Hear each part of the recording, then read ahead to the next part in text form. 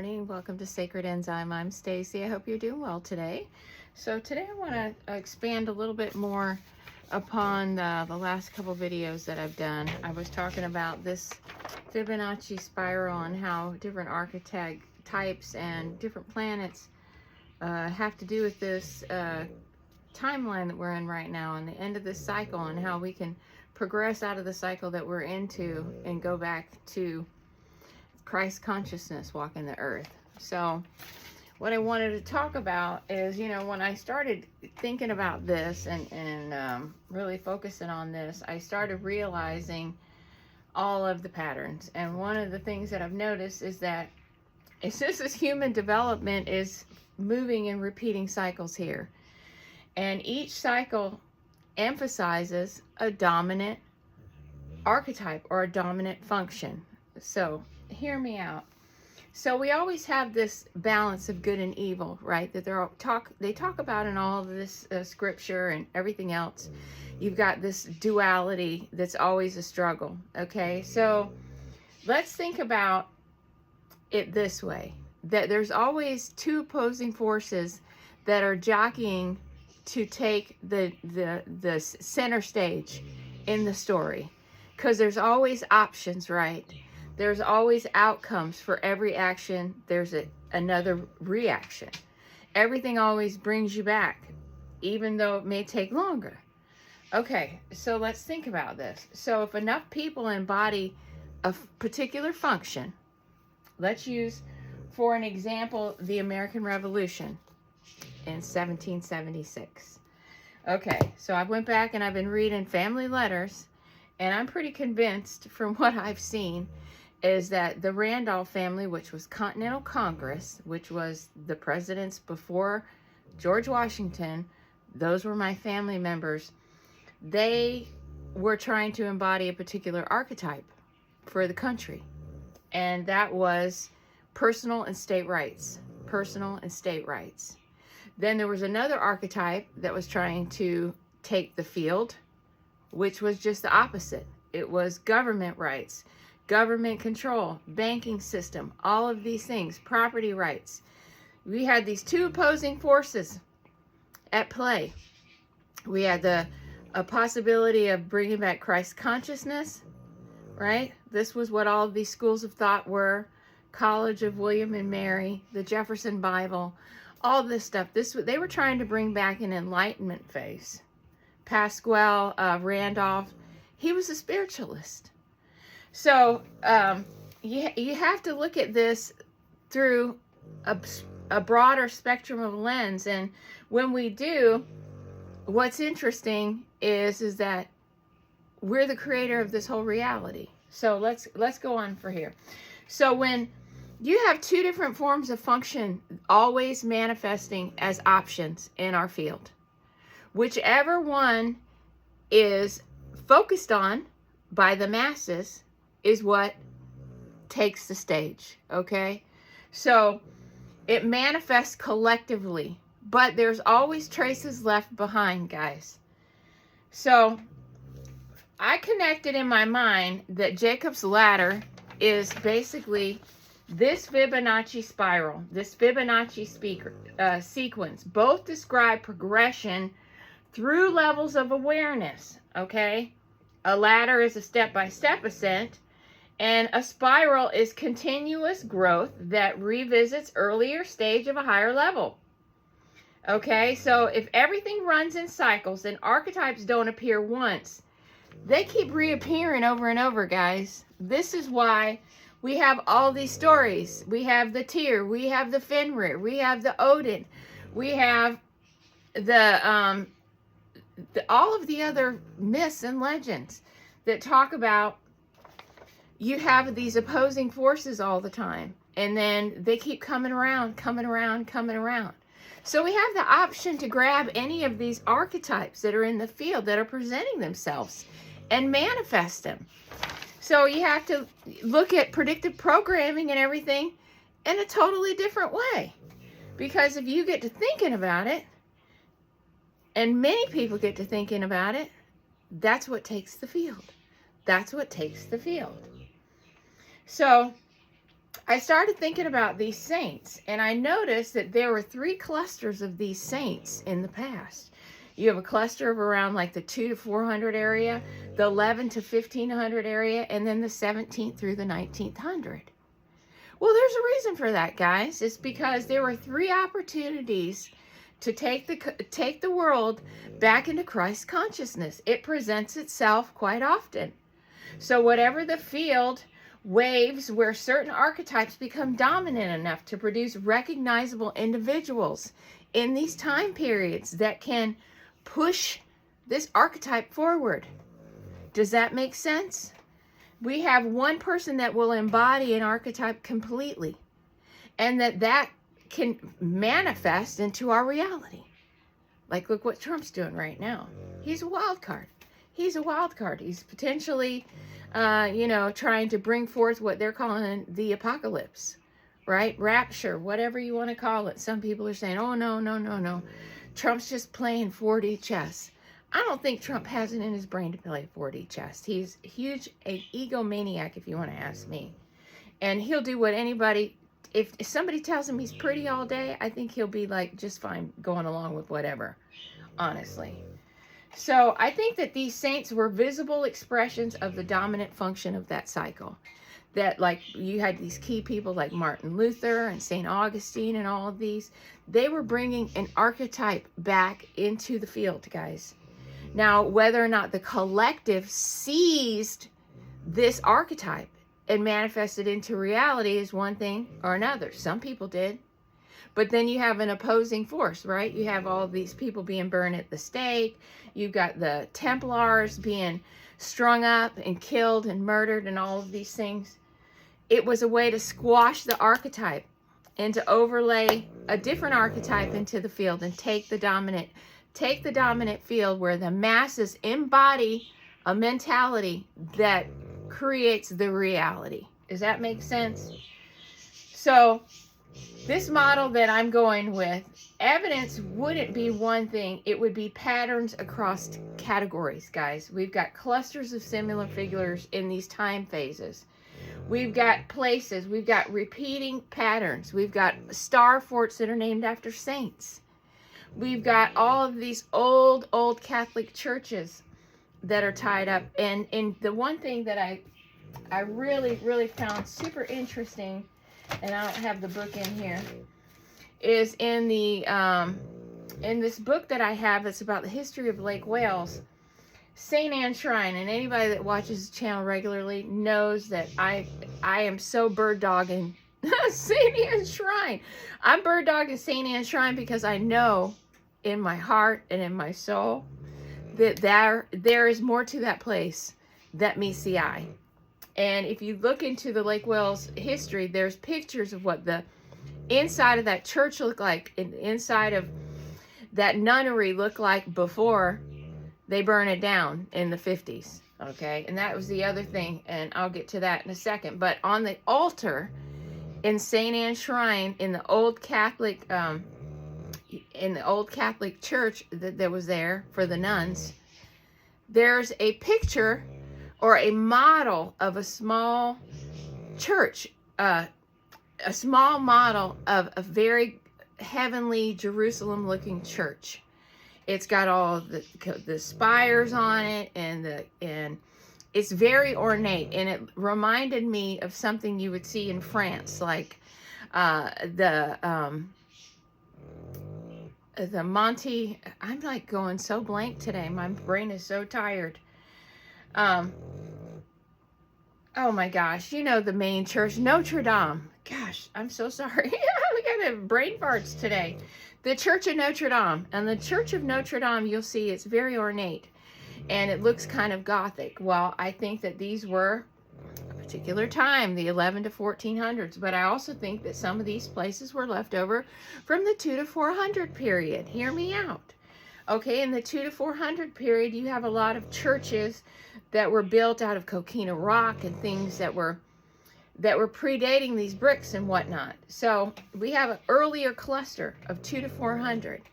And so what I think is that these churches that were part of this particular cycle have a replica of the New Jerusalem or the Heavenly Jerusalem church on the altar. And you can signify these particular churches with this time period. They have the Heavenly Jerusalem. It was a time that they were trying to bring back Christ consciousness on the planet. And when they built these churches, they put a replica of the Heavenly Jerusalem on the altar of the church. A lot of those churches got burnt down, but you can still see pictures of them where they have this altar replica made. So what I think is that there were visible expressions of this left behind, and that all we have to do is look for them. Look for them, because we have these reoccurring themes. We have these saint names. We have these cities that are named after saints. We have these star forts that the names have been changed, or they've been burnt down, or they've been commandeered into something else, or they've taken these old world structures that were communal houses for these people that were like the Koreshan community that's in Florida, that I'm going to do a video on, because this Koreshan or Koreshan, however you want to call it, like David Koresh, he was Koreshan. This is an adopted name after a spiritual movement that was about enlightenment. There was Casadega that was started in Florida. The headquarters was in Florida. And it was started in let me see, what book? I have this book of my grandmother's. And I'm pretty sure it was in the early 1900s or the late 1800s. 1920. So this was after we had that reset in 1902. So they were still trying to hold space on these sacred nodes. You know, there was one in Toledo, and the headquarters is in Casadega on Lake Mary. St. Mary? St. Mary? St. Mary. Yes, guys, yes. So, whatever is what people focus on is what manifests in our reality. So most people are inside of the cycle. So the tie that I bring this around to, the 13th archetype, the wolf is the one who recognized the pattern while it's still happening. So we're recognizing the front and the back of the loom, right? And knowing this, knowing that there's a front side and a back side, it gives us a different perspective, right? And this perspective doesn't allow us to be pulled into a dominant archetype, because now we know better, guys. We know better. Instead of saying, this civilization already happened, humans have likely moved through these similar patterns over and over multiple times. So when we talk about that we were already in the Christ millennial, we were, and it keeps coming back over and over and over and over. It gives us an opportunity over and over and over again to embody it and let it partake the dominance in the field, guys. The major archetype of the cycle at that time is whatever everyone manifests, and it's manifested to us through predictive programming, guys. I mean, isn't it terrible when the joke's on you, right? When everyone knows what's up but you? This is how we've been living, guys. We've been living in a reality where the joke's on us. That they know how to literally manipulate the reality to get the outcome. But it is pretty funny. It's because, you know, like on the YouTube channel Seconds of Horror and Millions of Horror, I just get cracked up because we're so all onto the game. You know, like the 33 everything, and the 13 and the 31 and the 1111. You know, they play with the original numbers and inversions all the time. Everything is coded. So, you know, archetypes are functions that can dominate a phase, pretty much. There's many different archetypes. The saints were people who strongly express these functions to try to push these archetypes into the field for manifestation so they could create the reality of bringing the saints back. Place names are memory markers of what mattered at that time. That's why they've been changed. That's why they've been changed over time, to remove that imprint from the field, guys. This is why places got burnt down. This is why city names got changed. And this is why we all feel like We have done this before, right? Because we face the same core challenges over and over and over again until we get them right. They come to us in different contexts, but it's the same old story. There's nothing new under the sun, guys. We've done this stuff over and over and over. Cycles aren't traps, they're feedback loops, and history is not repeating the same events. It's given us opportunities to express in a timeline. It's not really good or bad or forwards or backwards.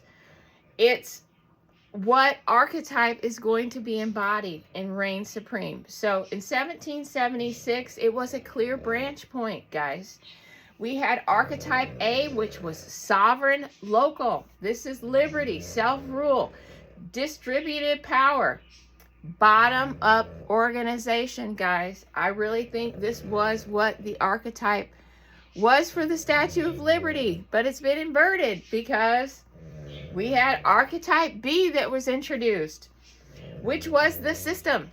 This was a coordination financial system, scalable institutions, and top-down organization, guys. And so both of these functions are necessary, just like Lucifer and Aerophram, right? We do need both of these functions because we need tension. We have to have tension to exist in the three-dimensional space. But the embodiment has to be neutral, guys. It has to be through the middle. It can't be in excess of either way. Both are necessary functions. They come with tension because where one gains momentum, the other one never truly disappears. It's always in the background. Think about it, guys. So the 13th archetype isn't just one side of this whole thing. It's both sides. It's embodying both sides. The 13th archetype is a navigating between both sides and staying in the middle. This is why we have to embody the 13th archetype, guys, to sail through this time. So we have two expressions of a function that appear in the field. The collective behavior amplifies one or the other, one branch or the other. Imbalance builds, like what they're trying to do right now with the predictive programming and all of the things that they're doing. Oh, we're in a proxy war, we're in a this, we're in a that. We're going to do this if they don't do that. All of these threats is putting all of this tension and anxiety into the field so it can be loose harvested, guys. But, you know, it's putting pressure on humanity to make a move, to make a decision, right? It's pressure. It's pressure. So we have pressure right now for us to rebalance the field, guys. We have to rebalance the field. And a new node is another choice point. And I talk about sacred nodes being all over. This is where energy is amplified. This is where you have ley lines that overlay. This is where God particles are strong. They're not negative. They're not positive. They are neutral. It's what the field dictates, is what the God particle embodies, what archetype it takes. Okay, so we're always given a choice here, guys. What changes is which choice gets reinforced. Okay, so history is not picking a side. We're embodying the side that we want to pick. The way that we want this thing to unfold. They put it predictive programming because we are the creators, guys. We're creating our own reality. And they're feeding us the narrative of the reality that they want us to walk into, right? Apocalyptic destruction on the earth. Massive culling of the population of the planet. All these things, but we can be the red thread, guys. We can be the red thread, flip it on its head. So with that, I'd love to hear what you think. We are in control of our own destiny, guys. It's the archetype that we embody. We have to be the 13th archetype. Walking in Christ consciousness has presented itself in the field over and over and over again. But because of predictive programming and people not remembering their origins of coming from source, that they've been spoon-fed the reality that they want us to embody. And we're not doing that anymore, guys. This is a time for the planet, repairing the planet, repairing humanity, stepping outside of all of the programming and getting back to the heart space. So when you come and find me, I'll be here. We're living in the past, present, and the future all at the same time. So we're going to do some work on the 13th archetype today. I got all of my herbs. I went out foraging. I still haven't got my magnolias yet, or my male pine pollen. The male pine pollen's not quite ready, and I got to get a tall ladder today and get my son to climb up and cut me some magnolias out of my tree because I can't get to them. And we're gonna take it and I'm gonna infuse those today in oil, and then we're gonna work on that indigo dye plant and see if we can do a little natural indigo dye-in from foraging from the woods. So there's always something to find when you're outside, and there's no such thing as a weed, guys. Everything has a purpose. And as I spend more time out foraging and seeing all the wonderful wild things that grow in our Florida scrub forest, just all around me in my neighborhood, you know, I'm just amazed that we have allowed ourselves to get so far away from our origins. But we're coming back. We're coming back, and we're learning all this together, and we're doing it together. So don't forget to like and subscribe. Like 70% of the channel viewers are not even subscribed to the channel, guys. Come on. This is a non-profit channel. This channel is all about stewardship to the planet. You can like and subscribe to the channel and share the videos. It hurts nothing and it costs nothing. So with that, I hope to catch you on the next one. Don't forget to join us on the channel, the 13th archetype, where we're living and embodying what it takes to walk in Christ consciousness and to embody the 13th archetype and navigate this realm. Thanks for watching. Catch you on the next one. Bye-bye.